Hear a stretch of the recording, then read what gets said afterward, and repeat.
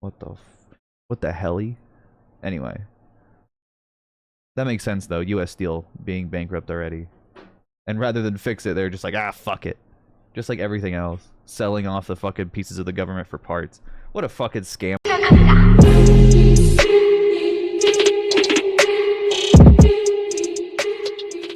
Smartest Trump is, man. Fucking landlord behavior.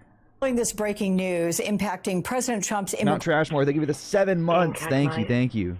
Immigration policy. In just the last hour here in New Hampshire, a federal judge issued a nationwide block against the president's order to end birthright citizenship. So that judge granted the plaintiff's bid for class action status, but ruled that the protected class does not include the parents of the children whose citizenship would be threatened. Insane. Last month, the Supreme Court limited the power of... I'm sorry, so the children can be separated from their parents? Or you're deporting the children with the parents? Fucking make your choice, man. What a fucking...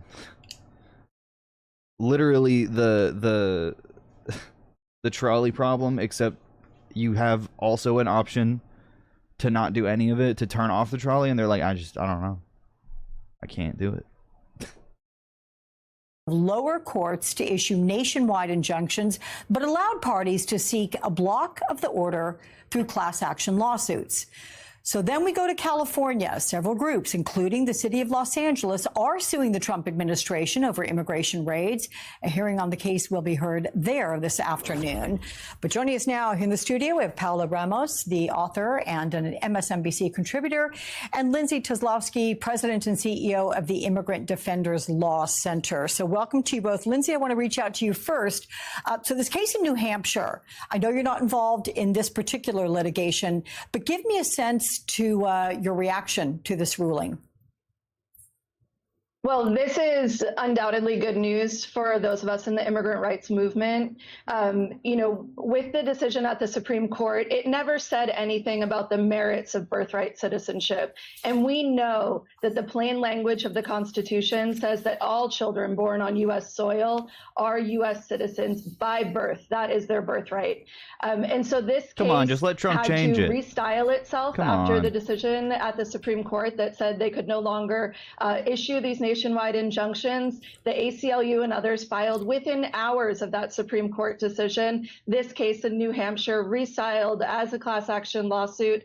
And this morning is a huge win. And it will protect more than 150,000 children that will be born in the U.S. this year and make sure that they are given their constitutional birthright citizenship. It's an important win, and it shows us that when we fight in the courts, despite these limitations being put on us by the Supreme Court, we can still have big wins like the ACLU had this morning in New Hampshire. Big win, but do you consider it a narrow ruling when we say that the ruling was that the protected class does not include the parents of the children whose citizenship would be threatened? I mean, explain that and how that manifests itself. So we still don't have the written decision that'll come out later today, but what this is saying is that the protected class are the children who are being born. And so that really has to do with who can bring this lawsuit. But they did certify that class of those children, and it will protect their birthright citizenship. So it is still an important win, but there'll be a lot of legal analysis in the hours and days ahead to look at that case. So in the court documents, Paola, I want to get this right. The lawyers for the plaintiffs in this case, they wrote tens of thousands of babies and their parents may be exposed to the order's myriad harms in just weeks and need an injunction now. What is your sense to this judge's ruling? I mean, I think we can... Bethlehem, Pennsylvania used to be a massive, vibrant town that had a higher standard of living comparable to other towns. But in the 1980s, Reagan shut down the U.S. steel plant there. Now it has an opioid problem and relies on Lehigh University for income. It's really sad. There are former workers who sit by the campus begging for money for opioids. That's really fucked up. I mean, I know that's just one story. I mean, so much of Pennsylvania was fucked up by Ronald Reagan and Bill Clinton, for that matter. And Obama, even. I mean, Jesus. Lehigh. Hank, thank you for the gifted sub as well to the real Stoner Ruby. Thank you. No ads, emotes access. Yeah, and Carter. Every president has destroyed the Rust Belt just piece by piece. And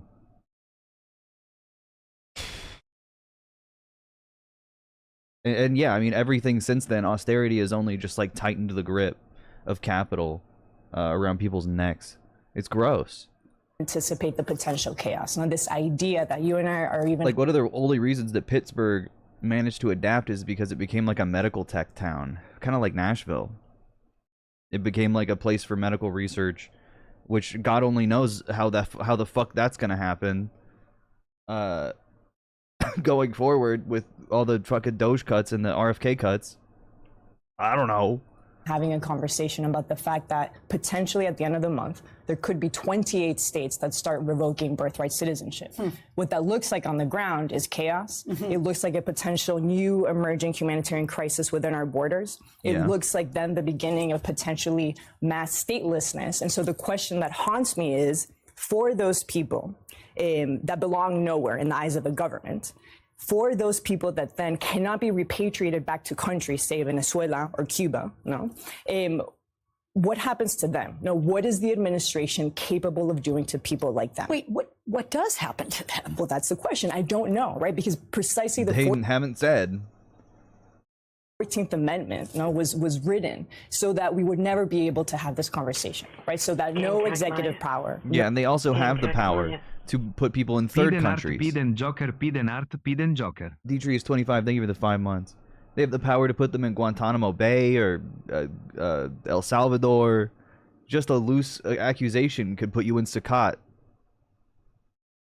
A tattoo that doesn't even say what they think it says. No person, no sole institution could ever lead us to this conversation where suddenly citizenship could be defined by race, by heritage, or blood, which is something that, for instance, J.D. Vance is actively doing. But here we are. And so that is the question that haunts me. The most terrible form of cruelty is when you're able to dehumanize people. And so if the administration suddenly deprives people of their citizenship and their statelessness, what do? What happens to them? I don't know. I would ask Lindsay the question, but I'm sure she doesn't know either. So I do want to. It's not about I don't know. I hate this. I hate that that's the conclusion of the conversation here. It's not I don't know. We do know.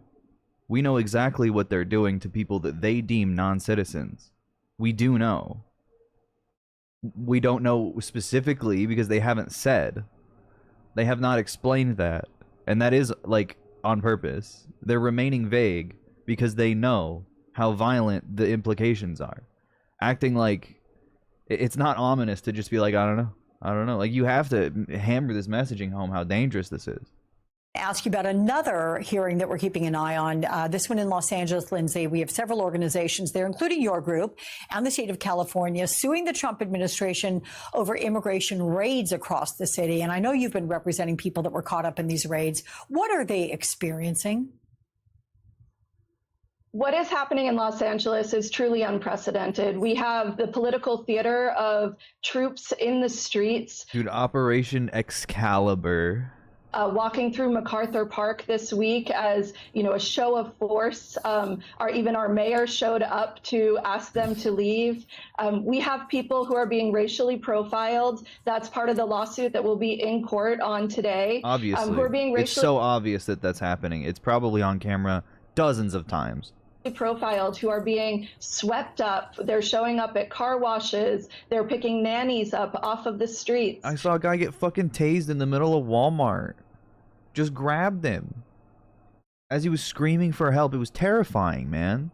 They are looking at street vendors and others and sweeping them up, violating people's constitutional rights. And then once they have people in their custody, they are keeping them in dungeon-like conditions. Just yesterday, we spoke to a man who has prostate cancer, who is very ill. He was held for over 4 days in a room with more than 60 people. He was unable to even lay on the floor fully to sleep. People are being held in conditions where sometimes the only access to water that they have is in the bathroom sink. Like, these are like POW conditions. Worse. These are huge violations of human rights. These are war crimes. Oh my God, dude, it's so fucked up. These are absolutely deplorable conditions. And part of the challenge in this lawsuit is that they are also denying them access to counsel. Our lawyers and myself have been there and have even had force used against us, have had tear gas used against attorneys who are there trying to protect people's basic constitutional rights. LA right now is a city under siege by the federal government. And this is a fight that none of us can afford to lose, because it is a fight truly for whether or not the Constitution matters, whether or not the rule of law matters. And, you know, here in Los Angeles, with our city and county and many of our local elected officials intervening in the lawsuit yesterday, we are presenting a united front that this cannot continue in our city, and this should not be happening in any city in the United States. We will keep an eye on that hearing this afternoon. ICE arrested the chaplain of Cincinnati Children's Hospital and are trying to deport him. Cincinnati Children's Hospital chaplain detained by ICE, held in jail.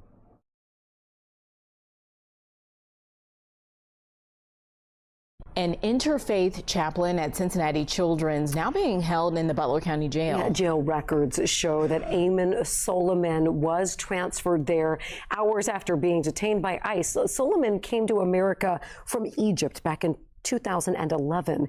He was granted asylum status in 2018. Like, what the fuck is all this, like, bullshit? It's just a flat-out lie that they're like, oh, all the millions of Biden immigrants. Like, it's a senile fucking lie. Most of the people they're detaining, the stories, even Kilmar Obrego Garcia, came here before Trump was even president the first time.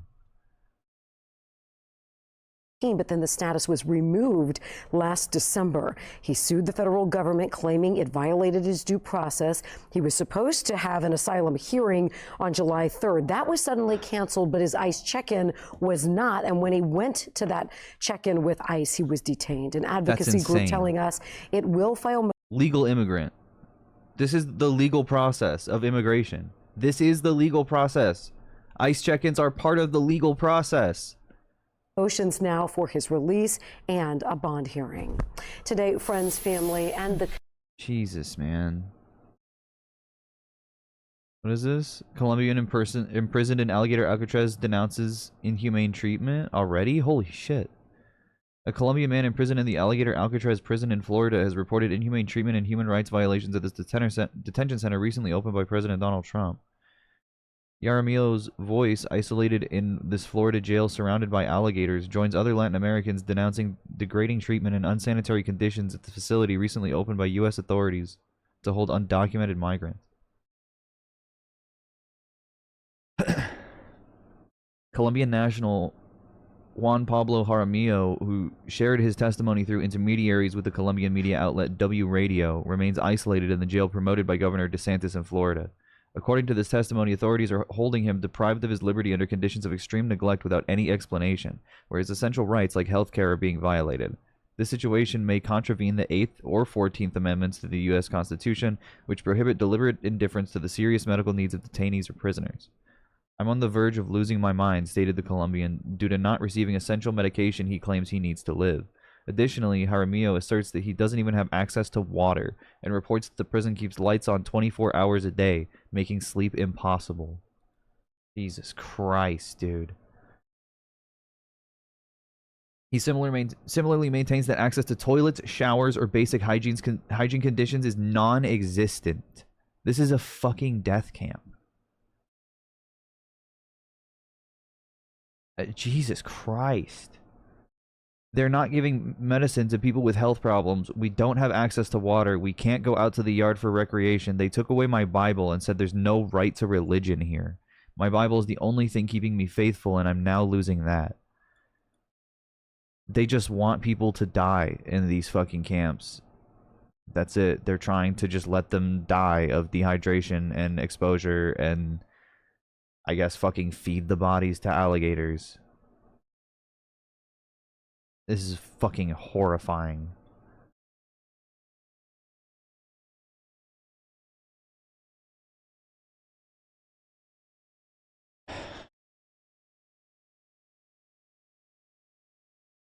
Several international media outlets reported complaints about a mosquito infestation in the area that worsens the already poor sanitary conditions and endangers the inmates' physical health.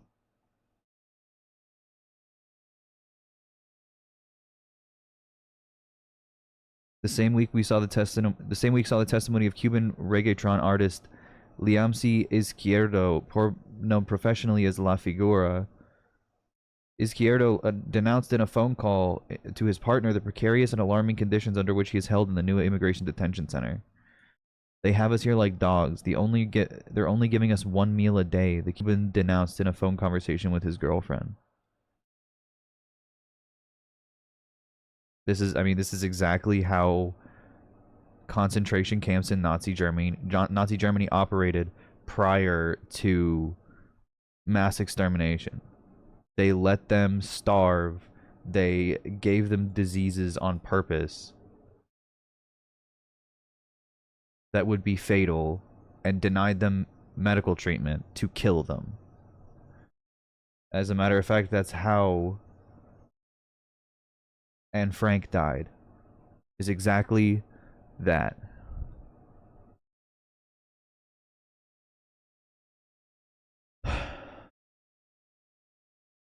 You are ridiculous. Yeah, alright, man. Sure.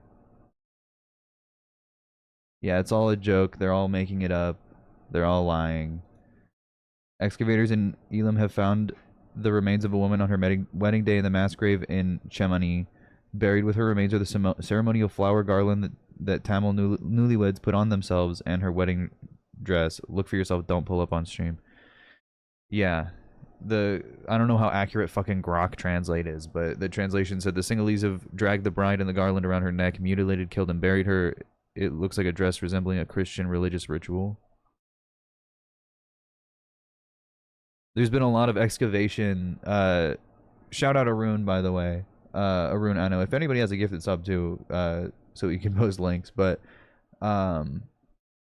we watched his documentary. If you want to link it, we can send the link out as well. This government is gross and disgusting, and other world government enabling Trump are sickos too.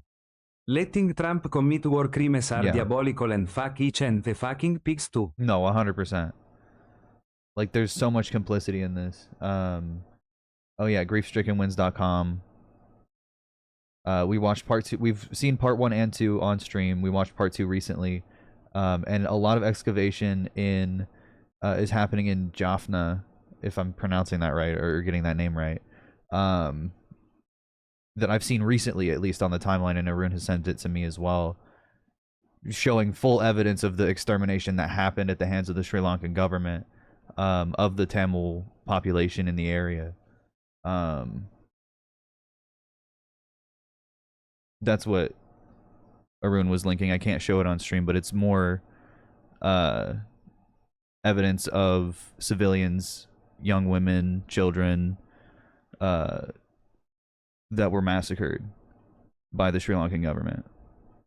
That was also like aided and abetted by every fucking other government as well. In the same way America is now, Israel is now for the most part. 65 bodies have been excavated so far. I don't know what the timeline is, but that all seems relatively recent, right? At least I've recently seen it. It's fucked up, but at least it's like a record of what Arun has been like constantly talking about, like, and trying to get people to understand and you know, contextualize in like their greater political worldview, you know what I mean? The grave is from the 90s, but the excavations are recent. Yeah, I mean, at least it's happening. It's fucked up though. God, this article is huge. Oh, it's multiple articles.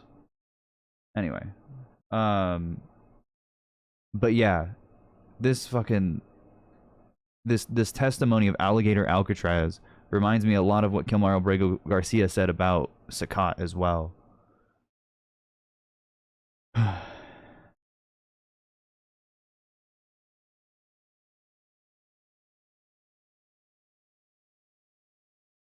This is compounded by deficient infrastructure characterized by feces on the floor and poor ventilation, which significantly raises temperatures inside the detention facility. Trump was literally in this fucking place being like, oh, feels good. Piece of shit, dude. This is so monstrous. I'll put the link in chat as well to Arun's documentary series. Grief-Stricken Winds. It's a very well put together series of documentaries. I highly recommend it. I think we're mostly done with this. Mayor Adams sounds off on Zoran. Okay, hell yeah. This guy's gonna flop so hard. And just let me ask you quickly, Paula, your reaction. These are so Yeah, it's literally alligator Auschwitz, often dude. people It's who are fucked up. just trying to work, make a living, provide for their families. I'm reminded of that one gardener outside of an IHOP in Orange County who was thrown to the ground, the father of 3 sons, all of whom served in the Marines. I think what Lindsay's saying is completely right. The question, Like, are we surprised that ICE agents are getting shot at? They're fucking with the parents of Marines. Some of the stupidest, most violent and armed people in American society.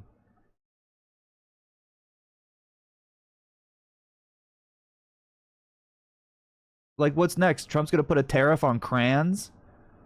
Then we're gonna have another fucking Cybertruck blow up in front of Trump Tower. That was a fucking army guy too, wasn't he? God damn, dude. Like, what do they think they're doing? is what happens if no one is held accountable? No, what happens if we continue to normalize what Trump wants, which is to... I mean, this is the other side that liberal media isn't really talking about, is that ICE agents are getting attacked. They are getting shot at now. That's what Fox News is fucking crying about. Is how they're being pushed and shoved, and now they are getting actually attacked, and their cars are getting vandalized and shit. There's more to it. We're going to cover it, but it's all they can talk about because they have to protect the big, beautiful ICE agents. And liberal media just ignores that part, but that is what happens when there's no accountability. People will take it into their own hands. America has more guns than people. There's fucking guns everywhere. They're going after legal immigrants. Oh, it's going to happen. It's inevitable. They're creating fucking terrorists.